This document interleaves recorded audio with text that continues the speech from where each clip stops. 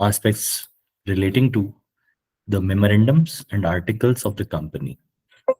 Now, by so far, we had discussed the procedure of incorporation, the consequences for false representation, now, and the commencement of business. Till here, we had discussed in the previous lectures. Now, our lecture is jumping to the memorandum and articles of association. Now, memorandum of association and articles of associations, these are two different documents and they are considered as the basic constitutional documents of a company. Basically, the entire constitution of a company is defined by these documents, that is memorandum and article. Right. So in the Companies Act 2013, Section 4, 5, and 6 majorly defines or discusses at length the memorandums and articles and their contents, followed by the subsequent sections in which the alterations of the memorandum and articles are also covered. Now, as per the definition under Companies Act, the memorandum means a memorandum of association, 2 clause 56. Either it is originally formed at the time of incorporation we are talking about, or after incorporation, whenever it is altered from time to time in accordance with the Companies Act. Both the original MOA is also considered the memorandum and the altered MOA will also be considered as memorandum. Same goes with the articles. 2 clause 5 articles means that articles which is originally framed at the time of incorporation or after incorporation as and when it is altered. This is the basic definition which is given under the company law. But what is the general interpretation? Basically, memorandum is that fundamental document which actually provides you the basic information of the company. What is the basic information? We are going to discuss in the next slide. And the article is that document which defines the internal rules and regulations, that is the points by which a company governs itself and what will be its conduct with its insiders, its members. That will be discussed in the concept of articles of association. Now, let us have a quick difference between memorandum and article. Memorandum is the very basic document which defines the basic information of the company, while the article is the document which is subordinate to the memorandum, and it actually prescribes the internal rules and regulations, that is what will be the relationship of the company and its members among themselves. Memorandum is the basic information document for the outsiders, but for the insiders, for the members, for the directors, the insider players, what will be their relation inter se? Inter se means आपस में जिसे हम कहते हैं, among themselves. That is basically defined under articles of association. Now, let us have a quick discussion on the topic of memorandum of association. Then we will be jumping to the articles. Now, under Section 4 of the Companies Act, the contents of the memorandum of association have been defined. Normally, 6 clauses, or we can say normally 5 clauses are there in all the memorandums, except the fact that there is a 6th clause also only for the case of one-person company. What are the clauses? That is, first is, in this particular sequence only, it has been mentioned in the law that first clause will be name clause. Then your address will be there, that is a registered office clause, followed by the object clause. The main purpose, the main activities of your business shall be defined under this particular clause. Then liability clause, whether the members' liability will be limited or unlimited, and if it will be limited, how it will be limited, by shares or by guarantee, up to what amount. Followed by the capital clause and subscribers clause. Here, each and every subscribers to the memorandum shall undertake to pay the requisite amount to subscribe to the initial capital of the company. 6th clause is only for the one-person company, that in the case of event of the death or incompetency of that one member, who is going to take the charge of the company, that one person. That nominee clause is only in the case of OPC and not in the case of private and public company. Now, let us have a quick discussion one by one on all the clauses of the Act for memorandum. The first is the name clause. Section 4, subsection 2 states that the name shall not be identical or resemble to any existing company. If you are opening up a new company, your name should not resemble or closely resemble with the existing company. Neither it can be identical, means exactly the copy, nor it will be the resembled version of any other name. Or it must state that it is of such that its use by the company will not constitute an offense, means the name shall not constitute an offense, this is the lining, or the name shall not be undesirable in the opinion of central government, that is ROC. Basically what we are discussing is the ROC has prescribed certain names which includes the constitutional importance words like preamble, government, like these types of republic, emblem. You can't take these types of names in your company because it reflects some constitutional philosophies of the country. Section Subsection 3 states that any company shall not be registered without prejudice to the above. Any company shall not be registered with a name that contains any such word or expression which is connected to the patronage of the Indian government. It can be central government, it can be state government, it can be any local authority, or such words as may be prescribed unless the permission of central government has been taken, right? So absolute prohibition on these types of words here, which is identical, which is resemblance to the other company, it is completely prohibited for you to open up a new company and take such kind of name. This is complete prohibition. Subsection 3 defines that for these types of words having national importance, you need to take prior approval of ROC, that is central government. And after the approval of central government, you may use those specific words in the name of your company. Otherwise, you are free to choose any kind of words to form the company. Now, we had discussed in the earlier class also that Rule 9 prescribes that the form for incorporation is SPICE plus. So in the SPICE plus, you can avail various services which we had already discussed. It includes allotment of name and certain other services. But for changing name for the existing company, there is another form that is run, that is reserve unique name. So for a new company, at the time of incorporation, you can fill up Spice Plus to book your name. In the case of existing company, if you want to change your name, then you can use the form run. Thus, the name of the company shall have limited in the case of last word will be limited, and last word will be private limited in case of private company. So any word, if you see it, if it's say for example X and company, Y and company, that are not company under Companies Act. They are basically firms. What are the companies? If the word ends with either the word limited or private limited, then only that is a company under Companies Act. However, certain companies, class of companies have been exempted to put the words limited or private limited after their name. Which are those companies? That are Section 8 company, government companies, IFSC companies. Basically, these three are exempted class of companies. They may not use the word limited after their name. So this is basically the basic criteria of name. Now, we had discussed in the last class that there are two separate forms, Spice Plus and Run. Spice Plus is to reserve the name of the company at the time of incorporation, while the form Run is actually for the change of name in case of existing companies.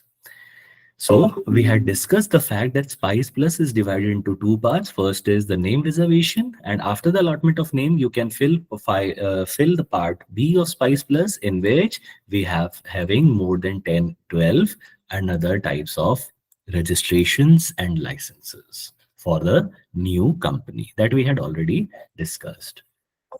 Now, let's talk about the second clause of the memorandum, that is the registered office clause or we can say the situation clause. So it is mandatory that every company shall have a registered office within 30 days of the incorporation. You need to give the complete address of your registered office within 30 days of your incorporation to the ROC. At the time of incorporation, it is up to you. If you have decided your final address, you can submit it at the time of incorporation. Otherwise, if you have not finalized your address, it is mandatory that at least you should provide the name of the state at the time of incorporation. And after incorporation, within 30 days, you are supposed to submit the complete detailed address of your registered office. Now, further, every company shall affix or paint its name and keep the same painted or affixed outside every office, whether your head office, your corporate office, each and every branch office, project office. You need to specifically have a board or signage having clear display of your name and address of the company in legible letters. And if you have used any local language, then you should additionally have English language as well on each and every signboard or whatsoever board you are using for displaying the name and address of the company. You shall have the name engraved in legible characters on its seals, or if any. That means right now, after 2015, having a common seal is optional. But if you are having a common seal of the company, then the name shall be legibly engraved in the common seal. However, keeping common seal is not mandatory. You shall get your name and your address and your SIN number along with your address and telephone details printed on all business letters, bill heads, letter papers, and in all the notices and other official publication. That means once you are incorporated, your name and address should be clearly reflected, including your contact details and SIN number on each and every letterhead, each and every bill or document which you need to present in front of any other person, right? You shall have your name engraved or print on hundis, promissory notes. If you are issuing any, say for example, promissory note to other party, if you are having accepting any BR or BP on behalf of the company, on each and every such document under Negotiable Instruments Act, you need to put your name and your address prominently. However, if if the lawmaker permits us to, once if we have established the registered office, can we change the registered office? Yes, we can change the registered office. However, there is a form INC 22. Whenever you will change your registered office, you need to file INC 22 to the ROC within 30 days of such change. How the company's name change, how the company's registered office change, we are going to discuss in the few minutes, right? However, if the ROC, basically what we had discussed, that in short, what we had discussed, that once you have incorporated a company, you need to file INC 22 within 30 days if you have not submitted your full address at the time of incorporation. After that, after that, ROC, if he or she has reasonable belief that on whatsoever address you have mentioned in the at the time of incorporation, the company is not carrying on any business or operation, the ROC can order the physical inspection at this particular registered office. And if they find that there is no business activity going on over here, he may direct the striking of the name of the company. That is, your name will be cancelled in the books of registrar of companies. It is a sufficient ground for the ROC to strike off your name. So why this provision is there? Because there is a shell company concept. There are so many companies who are just on papers. They just show up on an office and just don't do anything. However, they are just on records. So if the ROC will feel, it may strike off the name of the company if the actual business is not going on. The third clause we have is The first clause was name clause. Second is the object registered office clause. The third is the object clause. Now, object means the main purpose for which the company is being incorporated. What will be your business activities? What you are going to do is defined in object clause. Now, under section 4, subsection 1, clause C, companies must state the purpose for which the company needs to be incorporated. The objects determine the purpose and capacity, what you can do as a company and what you cannot do.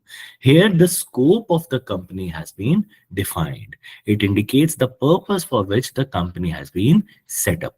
The purpose is basically to enable the company, any person dealing with the company, to know what is permissible by the company, what is not permissible by the company. That is, what concepts are actually within the powers of the company, that we call it as intra-virus, and what all powers are not in the hands of the company, we call it as ultra virus.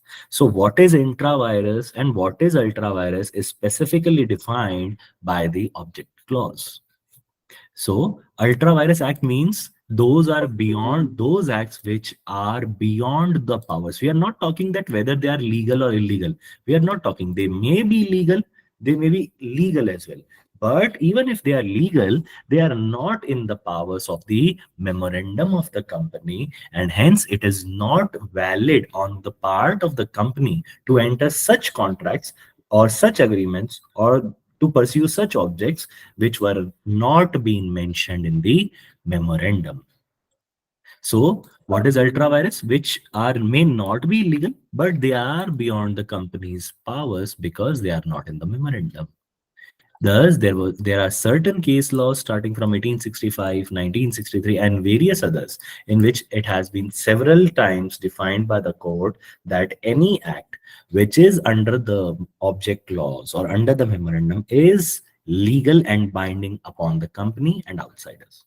If there is any act which the company is doing which is beyond the powers of the memorandum, that is ultra virus, and for those contracts the directors are personally liable. It has nothing to do with the company. Simple. So far so okay. The next slide we have, the next point we have is the liability clause. These three clauses are very basic. The liability clause, the capital clause. The liability clause is just a clause in which we are stating the fact that whether your company will be limited or unlimited. And if your company is limited, how your limited liability is defined? That is, either your company is limited only up to the unpaid amount of the shares held by the members, or if in case of limited by guarantee, then how much will be the amount of guarantee that the members will be undertaking to contribute to the assets of the company in the case of winding up. However, it is noted that the company limited by shares are of limited by guarantee are of two types. It can be with share capital or it can be without share capital. We are talking about guarantee companies. Say, for example, our company is a guarantee company without having share capital. So each and every will member will just undertake or will just promise to contribute to the assets of the company, the up to the amount of their guarantee value only at the time of winding up and nothing else. So a limited by guarantee company cannot be, is not entitled to ask the member anything, any amount before the winding up. However, there is another type of company that is limited by guarantee having share capital. That means in this particular company, there will be share capital as well, and there will be guarantee amount as well. So for the limited by shares amount, the share capital amount, at the during the lifetime of the company, the members are required to pay the unpaid amount of the shares held by them. And in the case of in their winding up, they will be additionally be called if they have done so, undertaken so, if they have undertaken to contribute to the guarantee amount, they will be additionally called at the time of winding up to contribute to the guarantee amount. This particular concept is known as twofold liability of the members. Normally, in a limited by shares company, there is a single liability to pay the unpaid value of the shares held by you. But in the guarantee company, having share capital, the members have two full liability. During the lifetime, you are supposed to pay the unpaid value of the shares held by you. And at the time of winding up, you are additionally be called to undertake to pay the guarantee value undertaken by you. So this is known as the twofold liability of the members. Simple.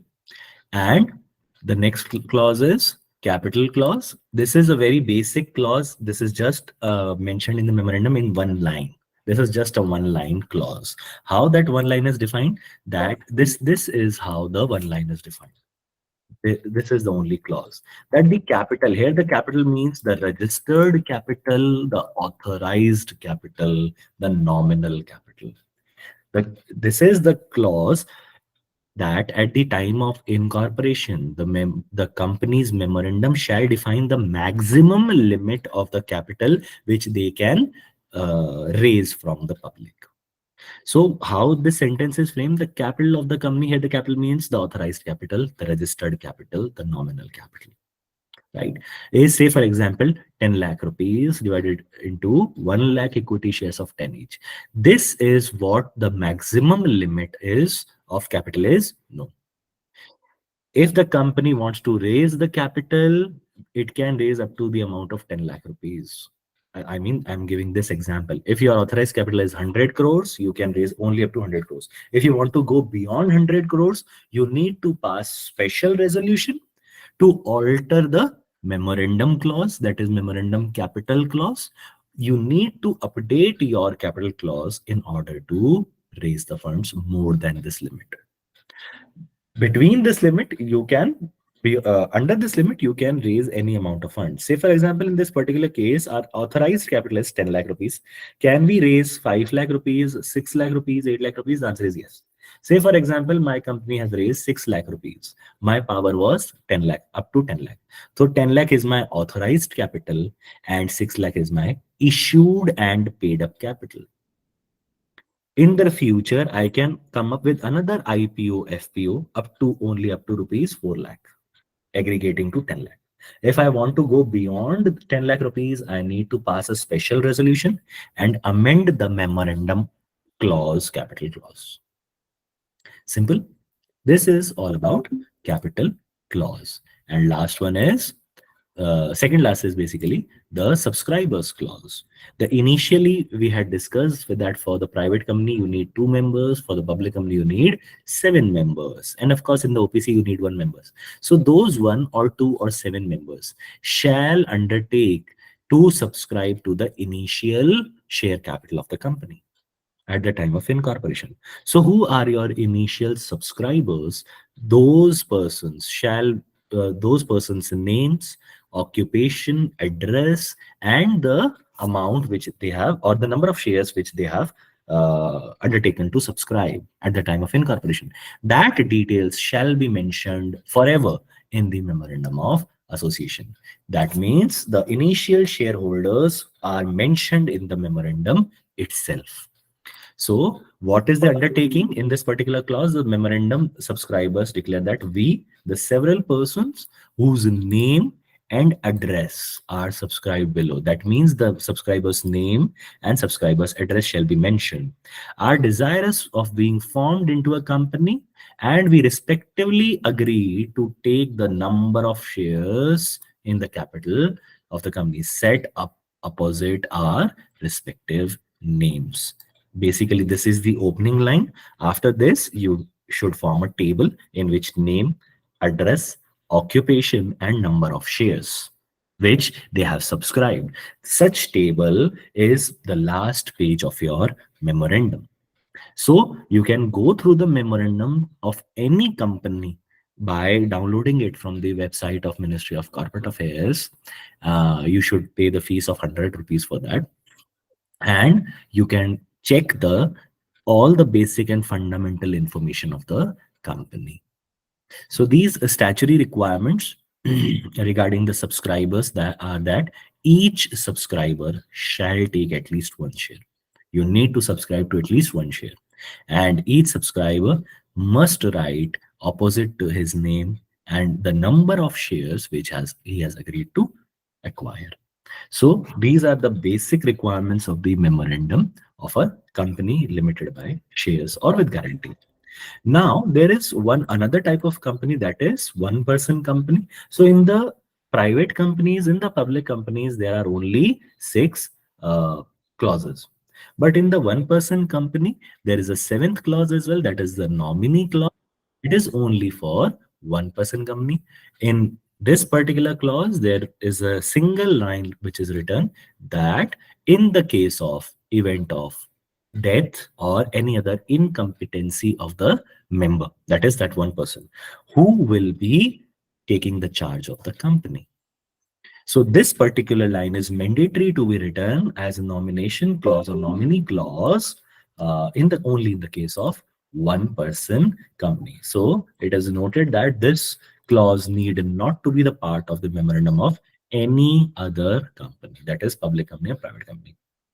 So this is all about the various clauses of the memorandum. So what are the basic clauses? Again, first is the name clause. Then second is the registered office or situation clause. Then is your object clause. Then the liability clause. Then capital clause. Then subscribers clause. And in the case of one person company, an additional clause, that is nomination or nominee clause.